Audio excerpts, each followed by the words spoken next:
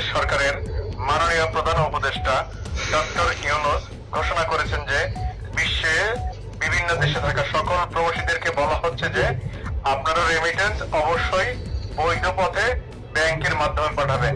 কেউ যদি হুন্ডি অথবা বিকাশের মাধ্যমে টাকা বাংলাদেশে পাঠান আর প্রমাণিত হয়, আপনার পরিবারকে জেল এবং জরিমানার সম্মুখীন করা হবে। ইউনূসের কথায় কি প্রবাসীরা চলবে? এই প্রবাসীরা রাত দিন অক্লান্ত পরিশ্রম করার পর যে রেমিটেন্স অর্জন করে, সেই রেমিটেন্সের পয়সা দিয়ে বাংলাদেশ চলে এবং সেই রেমিটেন্সের পয়সা দিয়ে ইউনূসের গং এবং ওই যে বাংলাদেশ চিলড্রেন পার্টি আছে না, এনসিপি, সেটা চলে। বাংলাদেশ পুলিশ প্রশাসনের বেতন হয়, সরকারি কর্মচারী কর্মজীবীদের বেতন হয়। সেই প্রবাসীরাই বাংলাদেশের অর্থনীতিটাকে সচল করে রাখে।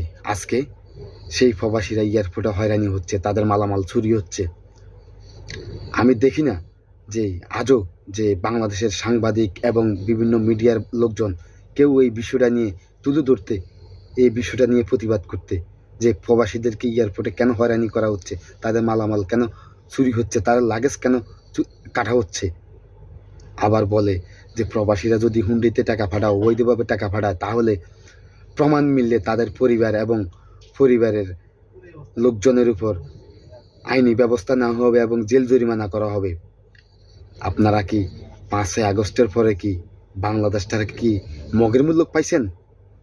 প্রবাসীদের কথা loud and clear, remittance shutdown তো শাটডাউন ইনশাল্লাহ।